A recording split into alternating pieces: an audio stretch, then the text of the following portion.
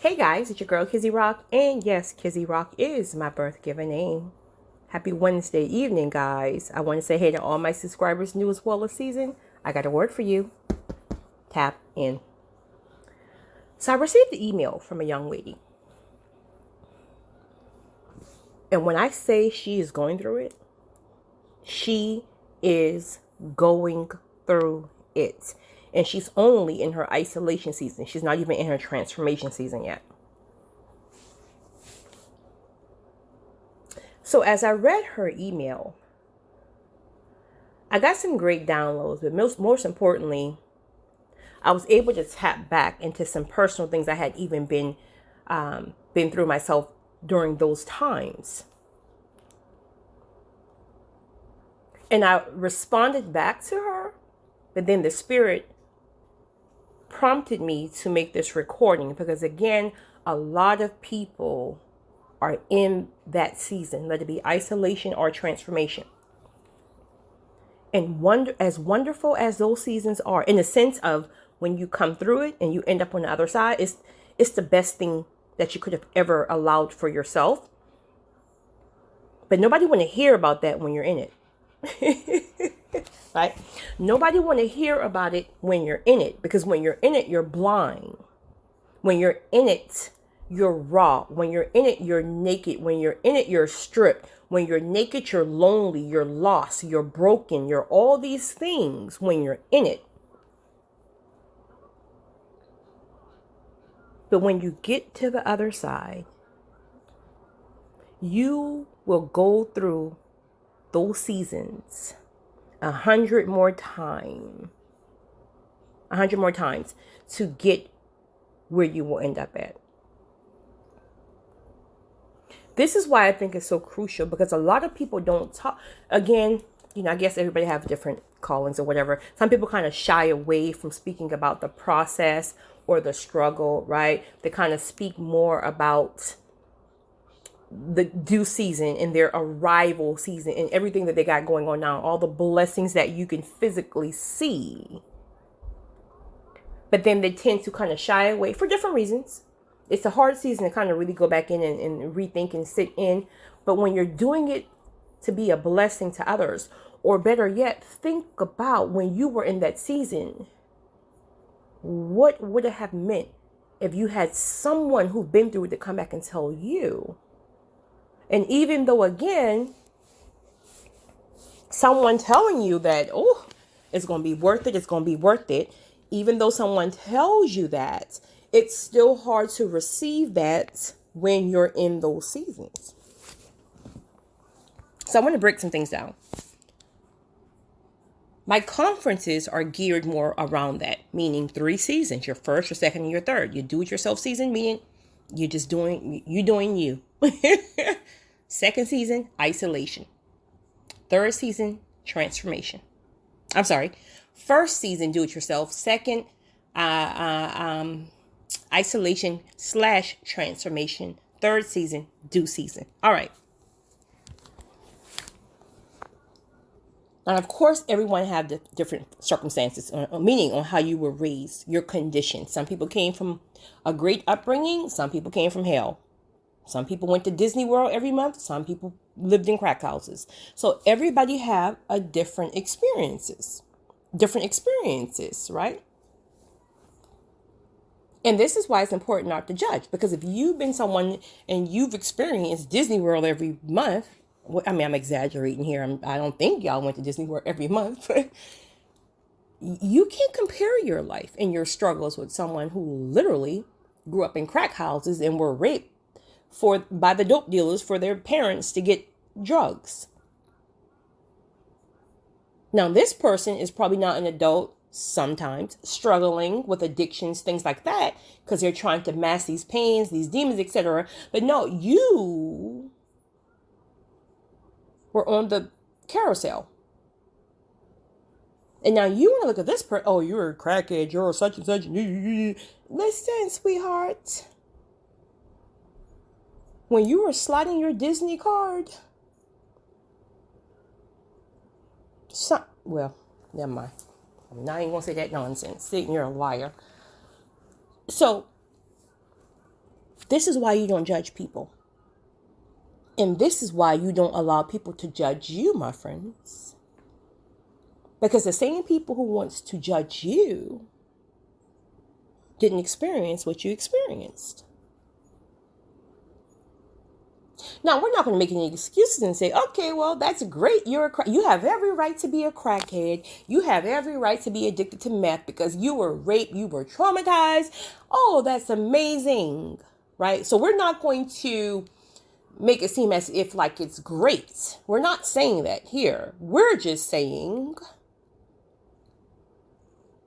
don't judge others if you haven't walked in their shoes. And I'm sure you're probably saying, well, I know someone else who's been through the same thing and they're not. Well, everybody's body chemistry is differently.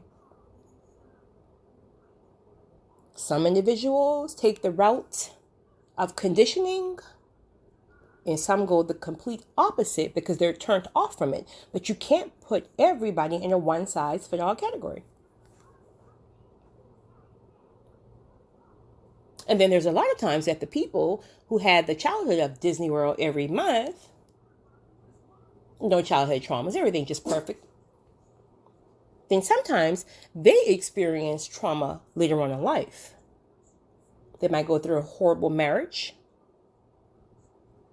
horrible relationship where they could be beaten, domestic violence, they could, self-esteem to the floor because they were told they're fat, they're ugly, whatever, after they had children and all this other nonsense that sometimes people go through. So no, they didn't experience the trauma in childhood, but they experienced the trauma in adulthood. And now the same people who experienced it in adulthood, now they're looking back like, oh, I'm sorry I judged such and such from school because now I'm going through that same thing. So, okay. First season, do-it-yourself season. Again, everything you've been through in childhood, early teens, early adulthood, that creates the narrative. Everything you saw from your parents, generational curses, all these things create the narrative of how you're living your life during this time. You may be partying, you may be drinking, you may be this, you may be that, whatever, right? You choose your spouse, you choose the school, you choose a neighborhood, you choose whatever you choose. God is probably not in the mix of it. Do it yourself. DIY. God is not in the mix. So we create the narrative and then we deal with the consequences.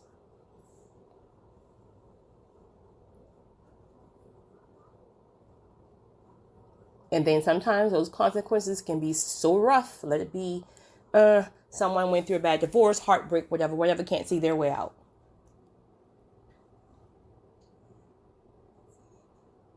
Then life becomes too unbearable. And now you're, oh, Lord, please help me, Lord. I don't know what to do. Please step in. I'm on this floor. Come get your girl. Come get your boy. Woo! Did I hear you called me? Yes, Lord, help me. Ooh, child.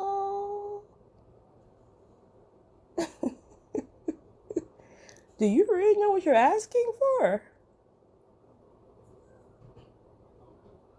Are you sure you're ready? You want me to help you? Yes, Lord, just get me off of this floor.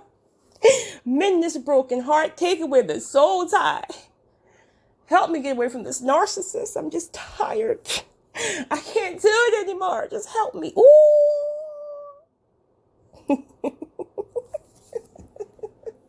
I'm so petty. Okay. I'm going to help you. All right. So welcome to your isolation season. Boom. Isolation season. I don't understand why I'm losing all my friends. Why won't my ex answer my phone? I mean, we just got into an argument, Lord. I really wasn't serious. I mean, can you please send him back to me? I'm lonely. I have no friend. No. You asked me to help you. You asked me to get you up off of this floor. You called me because you couldn't eat no more, and you said I don't know what to do. I'm tired of driving this ship. But now you want me to send you back to the same thing that I took you from? Well, yes, because it's too hard and I didn't know that I would be stripped of everything. Well, you should have considered that when you asked, because it's too late. Boom, back in isolation season. Now you're... Why am I so dramatic? Let me tell you, I wish I could kind of like help you guys to understand. I guess my visionaries would understand. If I can get you guys to understand that I see certain picture, like images, things like that in my head, like I can see certain things. So it's like when I explain it, I'm dramatic about it because I can see what I'm trying to explain. If that makes sense. Probably don't, but I'm sorry. It's just who I am. Okay, so now you're back in isolation season. You're kicking, crying, screaming, begging to go back. No. You could have gone back if you didn't ask me to step in, but you asked me to step in. You ain't going nowhere. So you're going to sit in this isolation season. Keep in mind, this is not transformation. You're going to sit in this isolation season for a reason. Well, what's the reason, Lord? Well, you told me you're tired. You said you can't do it anymore. So I'm going to show you the correct way. You weren't doing it the correct way, and it's not your fault. You know, maybe it was conditioning. Maybe you saw your mom or your dad live this type of lifestyle. Maybe you experienced some things in life that you should not have, right? So it's not your fault. But I can't let you go back there because that's not my will for you. You deserve better. So I'm going to have you sit here for a moment. And it's going to be a moment. I'm going to have you sit here for a moment so I can help you to understand what I'm doing. Because where I'm going to send you next, I hope you got some edge growth oil, right? But right now in isolation, I'm just going to snatch the people. I'm just going to snatch your job. I'm just going to snatch anything that ever kept you occupied and distracted. So if you think isolation is bad, you don't know what's coming. But I'm God, so I'm going to inch you and process you. I won't snatch your edges overnight. I'm just going to do it over time. So now, because you really don't know what the next season is about, right? Because he ain't going to tell you when you're in isolation. You don't know. I'm telling you now. Because you don't know what the next season is about. You are crying, kicking, and screaming to go back to the first season. You do it yourself. Why? Because at least the do it yourself season was comfortable. It might have been toxic, but it was comfortable. You can control the narrative. You knew what it was. But this right, yeah, sitting up in this isolation and I can't find nobody. I can't call. The people I'm calling who I can usually get advice from wouldn't even answer their phone. No, boo. I'm snatching all that. You're in isolation. It's just me and you. So if you want some answers, you better find a way to hear from me. I'm developing the way you hear from me. I'm developing your trust. All those people that you depended on, good and bad, because, some of the people that's removed aren't even bad. It's just that they're removed for your sake, so you can learn. And you're going to feel like the whole world have abandoned you. And it has nothing to do with that. It's God snatching them from you in order to get you prepared for transformation season. Again, I always say this. If only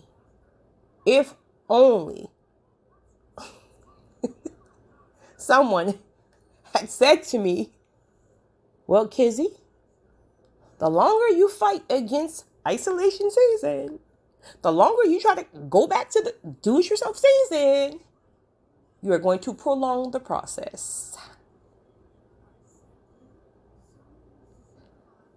So maybe you can skip some time if you would just submit to the process and stop fighting the process. I always say that, and then I just got to download just now. Well, if someone had that answer for you, I would have not allowed them to tell you. In this isolation season, sis, you probably feel like the devil was fighting you. Nothing's working. Oh, I lost my job. The devil is really fighting me. He's kicking me when I'm down. And the whole 9 yards. All this time is God snatching every single thing that you created and he was never a part of it, including your spouse at times. At times. So sometimes you have to lose it all because he was never a part of it in order for him to give you everything that he's a part of.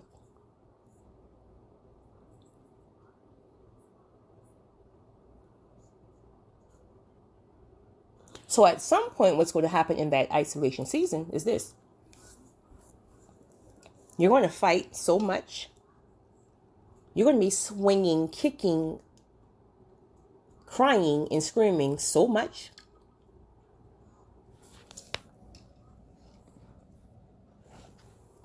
Because you want that old thing back. That man, those friends, that job, that house, that car.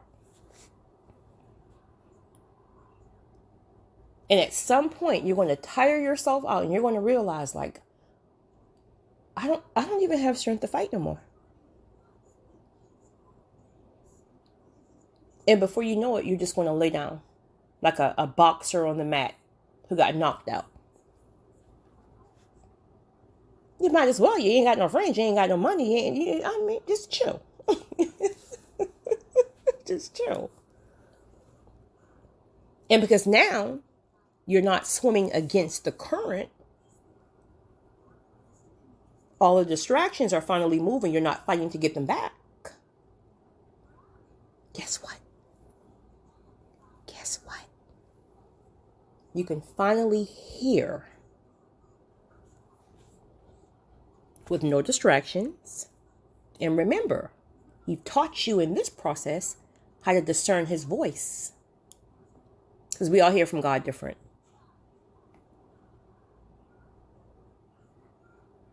And now, because you've settled your little self down, time for transformation. Listen. Hope that they have one, buy one, get one free Edge Growth Oil. Pray that the Edge Growth Oil is on sale. Because, honey, sis, boo, honey, listen, okay. If you think isolation season is difficult, oh, my God. Because see, isolation season, again, is more so less to get you to settle down so you can hear what God is saying, to get you settled enough where you're not fighting to go back to do it yourself. But he didn't tell you about transformation. You're just thinking like, when I get past this and I pass this test, or I'm going to do season. How are you going from do it yourself to isolation to do season? You ain't been transformed yet, boo.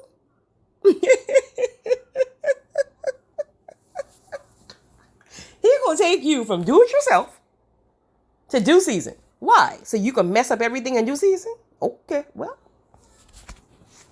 All right, transformation season. Transformation season. I can't speak for everybody, but for me, it is typically shorter than isolation. Again, maybe because I fought so much in isolation because I didn't know what he was doing. Where in transformation, I'm kind of like, well, I know God is in this thing with me, so I'm just going to have to trust the process, that type of thing. So I kind of submitted. Or I'm sure you got some people too. I mean, the same way they resisted isolation, they may resist transformation. Like, nope, nope, nope. This is too much. You ain't tell me all this. Let me go back to my first season. Because they ain't been this stressful. Okay. Transformation season. Now that all of your distractions are gone, now that you learn so much in your isolation season, in the sense of the things that were wrong, right? He downloaded and showed certain things to you.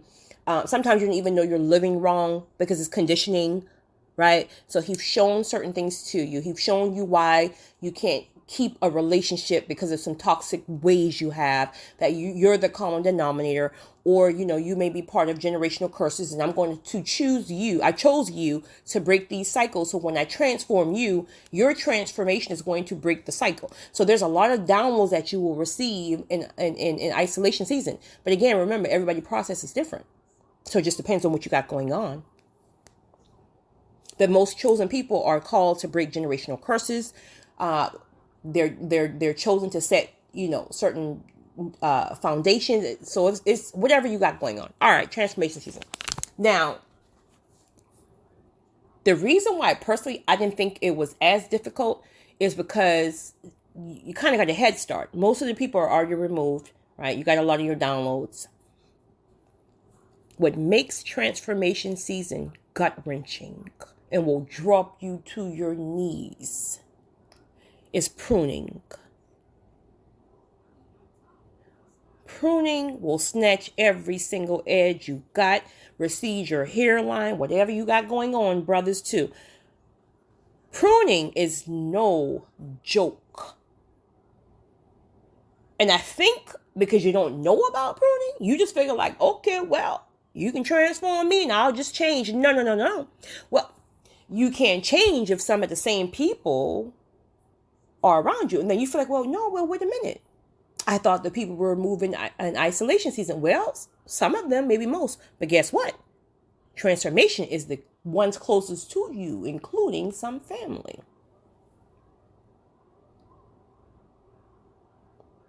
If they're toxic, they got to go. I don't care how much you love them. He's going to snatch them from you. You're being transformed. He can't transform you if you still have a bunch of toxic empathy bonds and toxic soul ties because they're quote unquote blood sticking in water. He's going to give you a choice. I'm going to allow something to happen. It could be a little petty strife. It could be something that maybe have already happened 35,000 times before, but yet you were able to overlook it. Things kind of worked itself out, whatever. This time, I'm going to allow it to happen again. But this time, it's going to be your entryway to pull out or pull back. So I'm giving you the ball, right? I'm going to allow the space for it to be a little easier, because if you don't take this route, I'm going to snatch the rug. And when I snatch the rug, I don't care about your emotions. When I snatch the rug, they're going to leave you. When I snatch the rug, something's going to happen that's going to break your heart. And I'm trying to get you to understand, like, I'm trying to work with you here, but you sitting here playing around. Why would you want to keep somebody around who's constantly hurting you? Who's constantly like a part of every heaviness that you feel when you're around this person. This person will never accept you. This person have always judged you and always been this and always that. And you want me to keep this around? What sense is that? Did I not teach you to love yourself in isolation season? How's that loving yourself? That you want people around you regardless of what your heart says, but these people are detrimental to your growth and your mental health. How do you love yourself? So again, when something pops up, a little strife, a little this, they may, do something petty. They may do something. However he decides to create it. God is not a God of confusion per se, but God will take certain things and use it for your good. So this time you can say, you know what? You done messed up one too many. You done messed up one too many times. I forgave you the other 39,000 times, But this time, you messed up. And see, that conviction alone is going to be in your head. Look here, you got the ball, bounce the ball while you got it. If not, I'm going to snatch the rug. And you're just thinking like, woo, listen, I ain't got no edges right now, so don't snatch the rug too. Okay. So now, in transformation, he teaches you boundaries. So now that same persons that we're talking about, he's going to tell you, cut them off. But he's going to tell you how to put the boundary up. Meaning, you only see them at family functions, right? Block their number. Don't entertain any conversations about them. Especially if it's a narcissist, because remember, narcissist is a spirit. So you having a conversation with anybody about the person, you're still keeping that spiritual tie going. So he's going to tell you exactly how to set the boundary. He may say, only respond to texts, don't talk. I don't know. Every boundary will be different. It's important that you follow that boundary.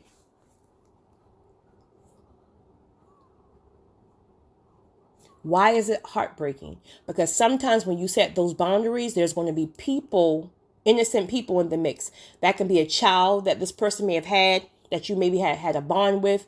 Or it could, like if you had an ex or whatever, that you were kind of like just, it's not your child, but you were very fond of the child. And maybe when you guys were dating or married, you grew to love that person's child as well. But God is telling you to cut this person off. And then in cutting this person off, that child who's innocent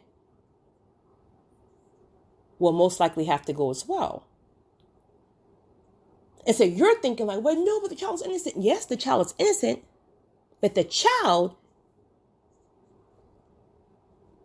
is the same thing that the person is using as a pawn against you. So how could you ever get free? Remember, he's transforming you. He's freeing you, right? That's the heartbreaking part. When you have to release the ones you don't want to release or who've never like wronged you, but they're somehow tied into a person or persons who are unhealthy and who have wronged you. You don't care about the pruning of the places and things because, I mean, you already stopped that stuff most likely in isolation season anyway. Maybe not, but whatever. Again, everybody's pruning is different. He may have to prune some habits. Oh, Jesus. I just had a flashback. One of the things I got pruned was my mouth. Not in the sense of my mouth, because God gave me a big mouth. I'm a speaker, so he gave me a big mouth. But that clapping back thing. Oh, Jesus. Child, he pruned my tongue. Oh, my God. Oh, that was the hardest for me.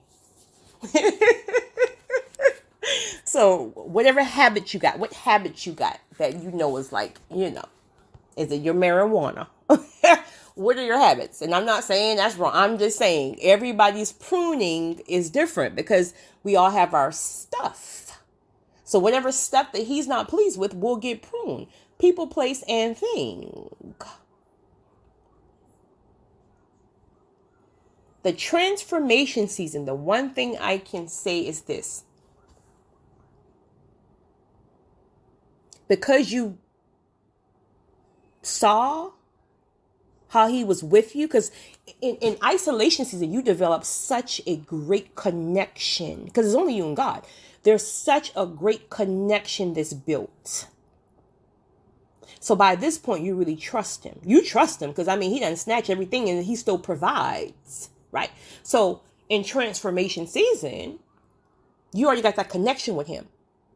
So then you just focus your mind on, oh my God, I don't know what this is, Lord, but I'm going to trust you. This don't feel good, but I'm going to trust you. Why? You got to take this one, but I'm going to trust you. And that's not to say you're not going to be on your face at times, right? But the point is, that trust level is so much more potent because of the relationship that you develop in isolation. And that's, to me, that's what make it easier to submit to the transformation process, because you know he got you.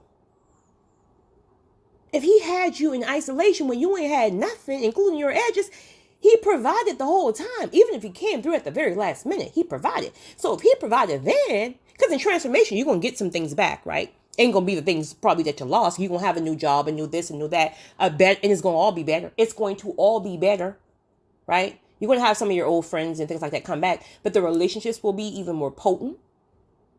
But you're going to have new people at this point. And the new people that you meet in transformation, there's a good chance some of these people are going into destiny season with you, due season with you. Some may drop off because it may be just for a particular purpose. Just all depends.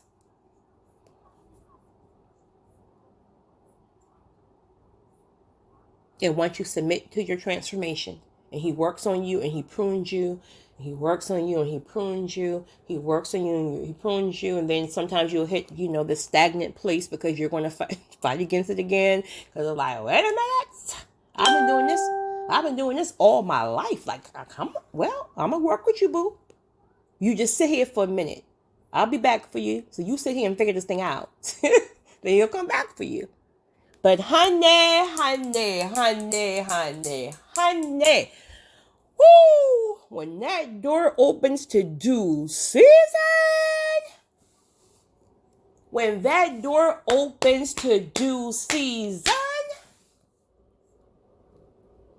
you will go through everything you've been through 100 times again. Because it all makes sense. You saw, you went through, and now you understand why it had to happen. When you get to due season, you will now realize there is no way in heck the people you were trying to bring from your do it yourself season would have made it to due season with you. They would have messed everything up. You would have messed everything up because you're so loyal. Those people would have done all kind of stuff to mess you up. This is why the processes are lonely. This is why when you get to due season, you're going to only really have a couple of people. And you only need a couple, truth be told. Blessings will find you. People will find you. And these are now the individuals who were always made for you. God ordained people. They were always made for you. But remember, we disconnected ourselves because we, in trauma, had us choosing fools. Children of God. Choosing children of God who weren't so godly. Right? So everything in due season was always meant for you. We just got derailed. But do you know how many people will never, ever see due seasons or blessings that will always from them? Because they won't pass the process. They give up. Because let me tell you something. I consider myself as sensitive as I am as a woman. I'm extremely sensitive. One thing I don't do is I don't give up. So for me to be a person who have that lion type of mindset, like don't give up and grr, I'm going to get it. When I say brick broke me down, so I couldn't imagine what it would do for someone who just really don't have like that gruffness when it comes down to goals, dreams, desires, and things like that, and not giving up. I'm real enough to say that I see why people give up. I'm real enough to say that maybe a time or two, I'll say about a good 3 times. We're talking about over years now. There were about 3 times I was like, you know what? This ain't it. This ain't it. Leave me alone. I'm going back. But I can and don't get me wrong. I'm just not one to give up. I'm just never been that person. And I believe that is why I've been able to achieve things in my life, because I don't give up. I don't care how hard it is. If God says it's mine, if I can see it, if it's the right thing to do, I'm just not giving up. Period. We gonna get through this mud. I'm not giving up. But due season will make it all worth it. Don't get me wrong. Right? It's not like you won't have to fight in due season. It's a different kind of fight. It's a different kind of fight. It's not that knockdown, I'm by myself. No, no, no, no, no. There's going to be warfare. There's going to be attacks. Of course, it's destiny. But now God fights your battles. So you're just going to have to kind of be more molded and shaped around strategic thinking, be fluid in your thinking, right? Not get too, can't think of the word I'm looking for. I don't know. But either which way, due season is a beautiful thing. But what makes it more beautiful is that you're able to look back at every single thing that you've been through and you didn't give up. Due season is why you demand your respect. Due season is why you don't let anybody come in and play with you all kind of way or anything that you fought for. Because only you know what you fought. Only you know about them days you can't get up off of that floor. And you about to come in here and try to, what? You gonna mess up what? You gonna jeopardize what?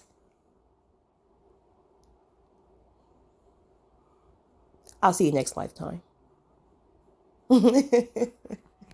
So I hope this helps you guys. I was not going to even make this recording. How long have I been yapping? Ooh. But I'll tell you this. If this is for you, I bet you stayed this whole almost 37 minutes. If you did, tap in. It's your girl, Kizzy Rock. Good night, guys.